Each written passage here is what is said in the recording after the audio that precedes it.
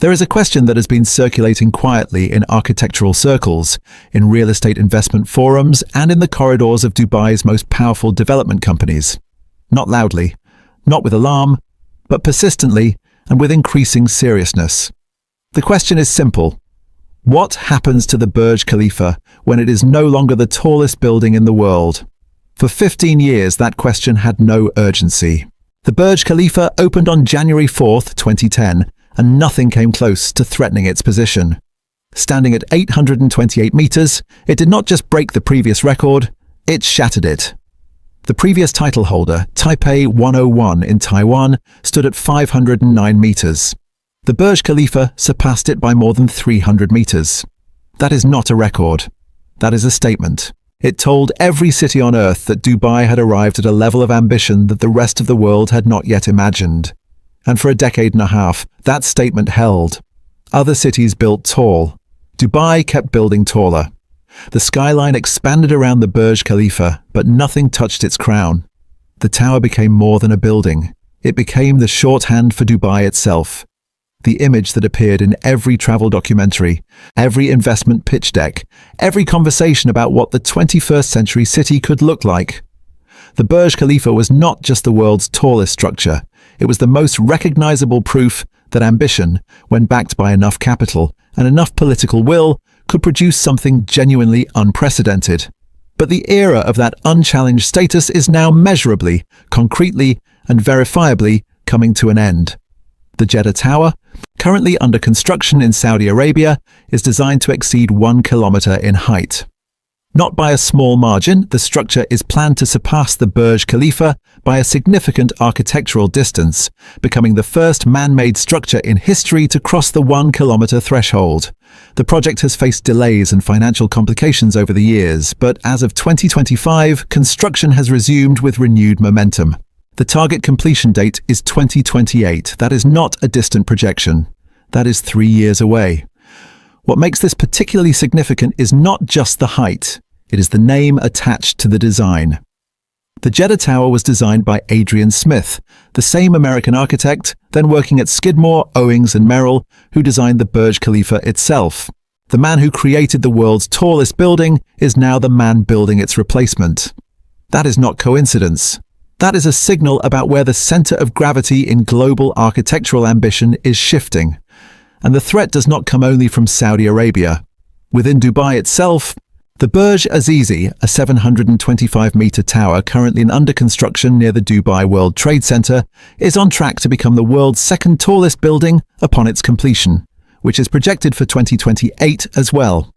For the first time since 2010, the Burj Khalifa would not hold the top position, and it would not even hold the second. In a single year, it could fall to third place in a ranking that has defined its entire identity. There is also a development that cuts even deeper than foreign competition. Emaar Properties, the Dubai-based developer that built the Burj Khalifa, that conceived it, that staked its global reputation on it, is currently in the design phase of a new super-tall tower. Reports from within the industry, including statements cited by Arabian Business, describe the project in terms that make the ambition explicit.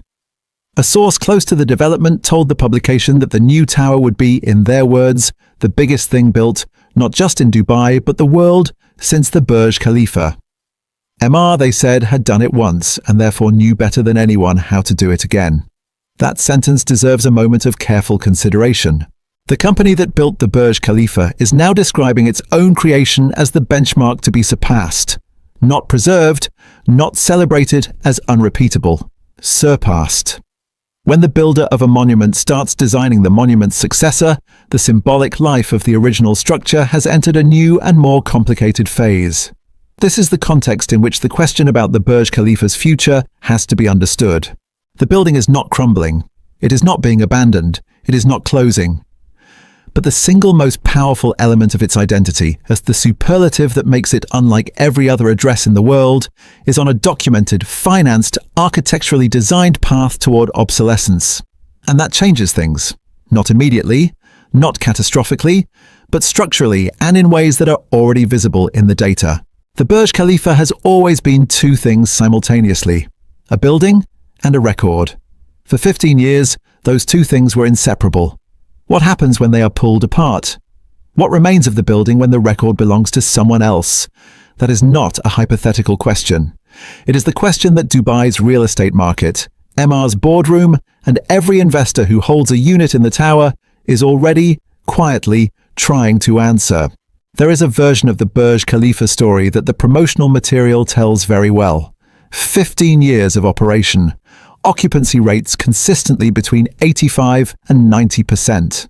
Rental prices in 2024 approaching the peak levels last seen in 2015 and 2016, with one-bedroom apartments commanding between 150,000 and 180,000 dirhams per year.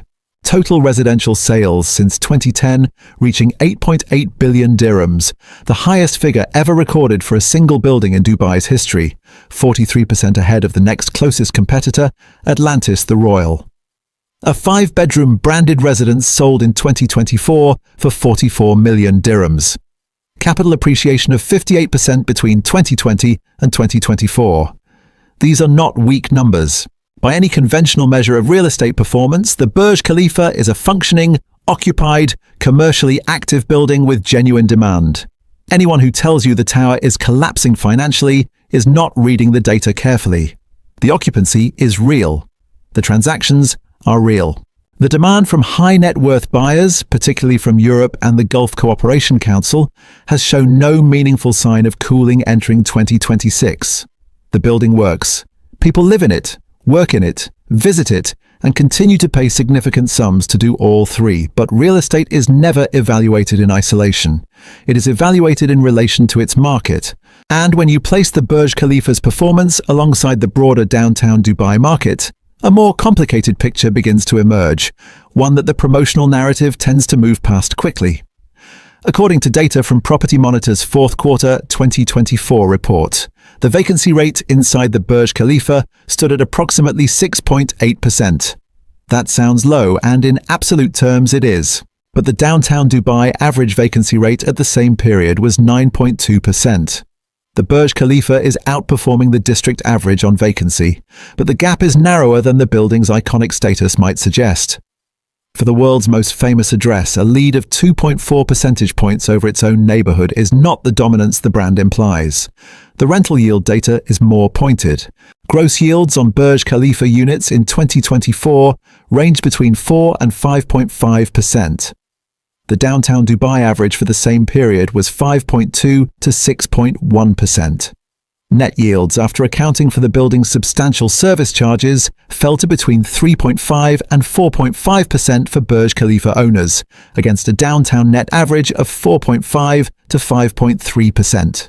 In practical terms, this means that an investor holding a unit in the world's tallest building is generating a lower annual return than an investor holding a comparable unit in a less famous building 2 streets away. Rent growth tells a similar story. In 2024, rents inside the Burj Khalifa grew by 12% year-on-year. That is a strong figure in any normal market context. But downtown Dubai as a whole recorded rent growth of 14% in the same period. The tower is growing, but the neighborhood it anchors is growing faster. The premium that comes with the Burj Khalifa address is real, but it is compressing relative to the alternatives around it. Capital appreciation follows the same pattern. Between 2020 and 2024, Burj Khalifa units appreciated by approximately 58%. Downtown Dubai's average appreciation over the same period was 62%. Again, the gap is not enormous, but the direction is consistent across every metric: yield, vacancy, rent growth, capital appreciation. In each case, the Burj Khalifa performs well in absolute terms and underperforms relative to its own district. For a building whose entire premium is built on being exceptional, consistent underperformance against its own neighborhood is a structural concern, not a temporary fluctuation. Part of the explanation is straightforward and has nothing to do with demand. The Burj Khalifa opened in 2010. Its interiors, its mechanical systems, its finishes, its amenity offering, all of it was designed and built to the standards of the mid-2000s. 15 years is not a long time for a concrete structure. The building itself is in no danger. But 15 years is a very long time in the luxury residential market, where expectations about smart home technology, interior design language, sustainability credentials, and amenity quality have moved significantly. A buyer in 2025 who is choosing between a Burj Khalifa apartment and a newly delivered luxury tower in Business Bay or Dubai Marina is choosing between a globally famous address with 2008-era specifications and a newer building with 2024 specifications at a lower price point and a higher net yield. Louis Alsop, chairman of real estate brokerage Alsop and Alsop, addressed this directly in commentary published around the tower's 15th anniversary. As newer developments raise the bar for high-end interiors and amenities across Dubai, he noted, the Burj Khalifa is under pressure to reinvest and upgrade. That is not an attack on the building. It is an honest assessment of what 15 years of market evolution means for a structure that has not undergone significant interior renovation since it opened. The service charge structure compounds the pressure. Owners in the Burj Khalifa pay between 60 and 70 dirhams per square foot per year in service charges, a figure that is substantially above the downtown Dubai average of approximately 21 to 25 dirhams per square foot in comparable developments. On a 1,200 square foot apartment, that translates to between 72,000 and 84,000 dirhams per year, every year, whether the unit is occupied or not. District cooling costs, charged separately from the service fee, add further expense. The result is a cost structure that erodes the yield advantage that the building's strong occupancy would otherwise deliver. None of this is fatal. The Burj Khalifa's brand remains among the most powerful in global real estate.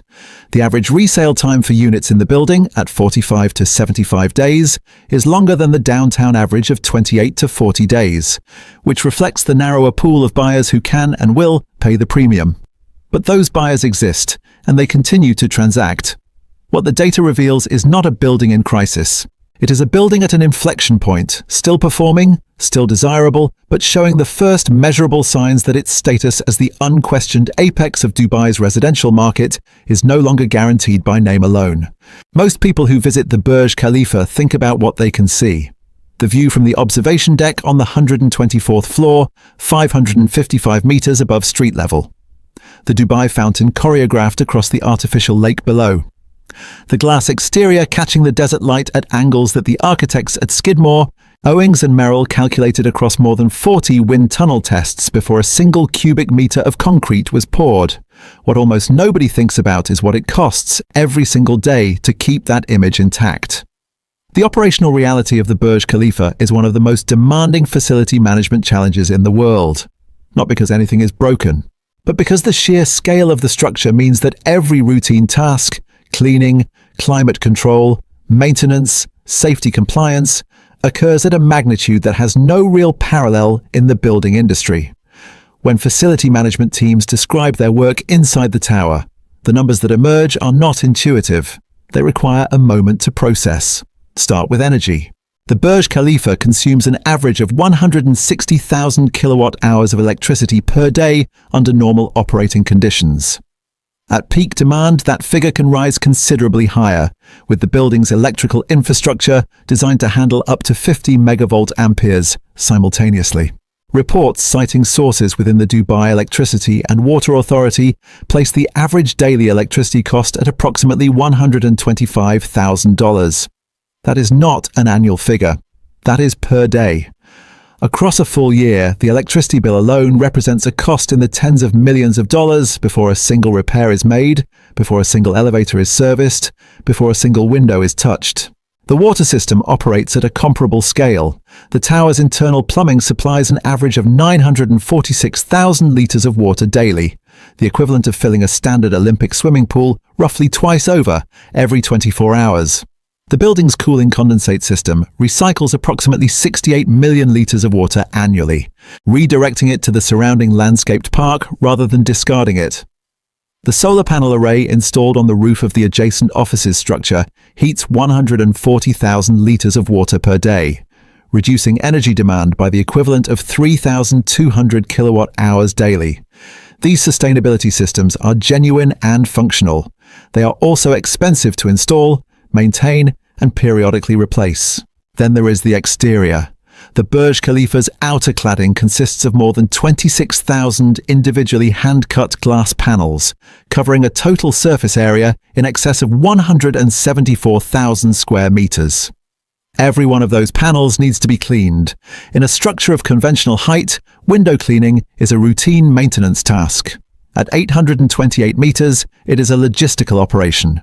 36 specialist abseilers are deployed to descend the exterior of the building in carefully coordinated teams. The equipment they use, including 18 custom fabricated cleaning cradles designed specifically for the Burj Khalifa's unusual geometry, was engineered for this structure alone and has no off-the-shelf replacement. A single complete cleaning cycle of the exterior takes between 3 and 4 months to complete. By the time the team reaches the bottom, it is time to start again at the top. The interior maintenance operation is no less demanding. 300 workers are required to clean the building's internal spaces, the lobbies, corridors, residential floors, office areas, hotel facilities, and the mechanical rooms that house the systems keeping all of it functioning. The building contains 57 elevators, each requiring regular inspection and servicing under UAE safety regulations. There is a world's highest electrical substation located within the tower, which requires specialist engineering oversight.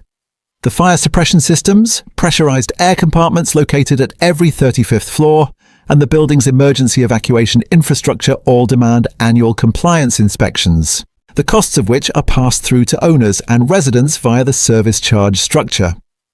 That service charge structure is where the operational cost of the building becomes most directly visible to the people who own units within it. As of 2024, service charges in the Burj Khalifa ran at between 60 and 70 dirhams per square foot per year. On a 1,500 square foot apartment, that translates to between 90,000 and 105,000 dirhams annually, approximately $24,000 to $28,000. Paid regardless of whether the owner lives in the unit, rents it out, or leaves it vacant. By comparison, service charges in other Emaar developments in downtown Dubai average approximately 21 to 25 dirhams per square foot. The Burj Khalifa premium on maintenance alone is roughly 2.5 to 3 times higher than its immediate neighbours. On top of the service charge sits the district cooling fee, a separate billing category covering the chilled water system that manages air conditioning across the entire tower. This cost is calculated per refrigeration ton consumed per hour and is charged independently of the standard service fee. For a 2,000 square foot apartment requiring approximately 4 refrigeration tons of cooling, running the system for 12 hours per day across 30 days produces a monthly cooling bill that can reach several hundred dirhams before any other utility costs are included. Many owners report that the cooling charge was not clearly communicated at the point of purchase and represents a recurring financial surprise, particularly for international buyers unfamiliar with Dubai's district cooling model. What all of this creates, in aggregate, is a cost structure that is genuinely extraordinary, and that is inseparable from the building's nature. The Burj Khalifa cannot be maintained cheaply, because it cannot be maintained conventionally. Its height, its geometry, its mechanical complexity, and its age all combine to produce operational demands that have no cheaper workaround. The question this raises for the building's long-term economics is not whether the costs are manageable today, they are, but whether the premium that buyers and tenants are willing to pay to be associated with the Burj Khalifa name will remain sufficient to absorb those costs as newer, more efficient and more technologically advanced buildings compete for the same pool of high-net-worth occupants. For most of the Burj Khalifa's 15-year history, the competitive threat to its position came from elsewhere, from Taipei, from Shanghai, from Riyadh, from Jeddah. The logic was simple. Dubai had built the tallest, and the rest of the world was trying to catch up. That framing made the Burj Khalifa's dominance feel secure because it positioned the tower as the standard against which all global ambition was measured. Even the buildings that were being designed to surpass it were, in a sense, paying tribute to it, defining themselves in relation to what Dubai had already achieved. That framing is no longer accurate. The most consequential competitive pressure on the Burj Khalifa today is not coming from Saudi Arabia or China. It is coming from within Dubai itself, and it is coming fast. The Burj Azizi, officially named after developer Azizi Developments and originally known as Entisar Tower, is currently under construction near the Dubai World Trade Center, a location that places it in direct visual and commercial competition with the Burj Khalifa's downtown district. At 725 meters upon completion, it will be the second tallest building in the world, behind only the Burj Khalifa. Its projected completion date is 2028. When it opens, Dubai will simultaneously be home to the first and second tallest buildings ever built, which sounds like a point of civic pride until you consider what it means for the Burj Khalifa specifically. For 15 years, the tower's height was a differentiator not just globally, but locally. No building in Dubai came close. Once the Burj Azizi is complete, the gap between the Burj Khalifa and its nearest Dubai competitor will have shrunk from hundreds of meters to roughly 100 meters. The psychological distance between tallest in the world and one of the tallest in Dubai is considerably larger than the physical one. But the challenge goes beyond a single tower. Dubai's broader construction pipeline includes a wave of super tall and hyper tall buildings that are being designed not merely to be tall, but to be better equipped, more technologically integrated, more sustainably certified, and more aligned with what ultra-high net worth buyers in the mid-2020s actually want. The Binghatti Jacob & Co. Hyper Tower, under construction in Business Bay, is designed to become the world's tallest residential building at completion and features design elements and amenity specifications that reflect a fundamentally different era of luxury residential development than the one in which the Burj Khalifa was conceived. The Tiger Sky Tower, also under construction in Dubai, is targeting records for the world's highest infinity pool and the world's highest restaurant. The kinds of experiential superlatives that the Burj Khalifa once held and that now serve as design briefs for its competitors. What is happening across Dubai's construction sector is not simply a race for height. It is a generational shift in what a luxury tower is expected to deliver. The buildings now entering the market, or the buildings that will enter it by 2028 and 2029, were designed in an era of artificial intelligence-assisted architecture, advanced sustainable materials, smart building management systems that go significantly beyond what was available in 2004 when the Burj Khalifa broke ground, and a much more sophisticated understanding of what wealthy global residents and investors expect from a premium address. Air quality monitoring per floor, biometric access systems, predictive elevator algorithms, passive cooling facades that reduce energy consumption per square meter far below what the Burj Khalifa's reflective glass cladding achieves. These are not luxuries in the 2025 market. They are increasingly standard expectations at the price points that compete with the Burj Khalifa. The Burj Khalifa was designed for 21st century ambition as it was imagined in the early 2000s. The buildings now rising around it were designed for 21st century ambition as it is understood in the mid-2020s. That gap in design generation is not a flaw in the Burj Khalifa. Every building ages. But it is a gap that is becoming commercially relevant in ways that the tower's management and Emaar Properties will have to address directly and soon. There is also an element to this competition that is worth examining carefully because it reveals something about Dubai's broader development logic. The city is not trying to preserve the Burj Khalifa's supremacy. It is actively building the infrastructure of its own displacement. The same municipal planning frameworks, the same investor incentives, the same Emaar corporate strategy that produced the Burj Khalifa are now producing its successors and its competitors. Dubai's model has never been to protect what it built. It has always been to build again, bigger and faster. That model is responsible for everything extraordinary about the city's skyline. It is also the mechanism by which the Burj Khalifa's era of uncontested dominance is being brought to a close, not by external rivals, but by the very system that created it. And perhaps the clearest signal of all comes from a single corporate decision. Emaar Properties, the developer of the Burj Khalifa, is in active design development for a new tower that is intended to be, in the words of a source cited by Arabian Business, the biggest thing built not just in Dubai, but the world since the Burj Khalifa. That sentence reveals more than any market report. It reveals that Emaar's own view of the Burj Khalifa, 15 years after its opening, is that it is now the historical benchmark rather than the present standard. The company is not maintaining the Burj Khalifa's position as the ultimate expression of its ambition. It is preparing to replace it. The title of this documentary asks a direct question. It deserves a direct answer. No. The Burj Khalifa is not closing down.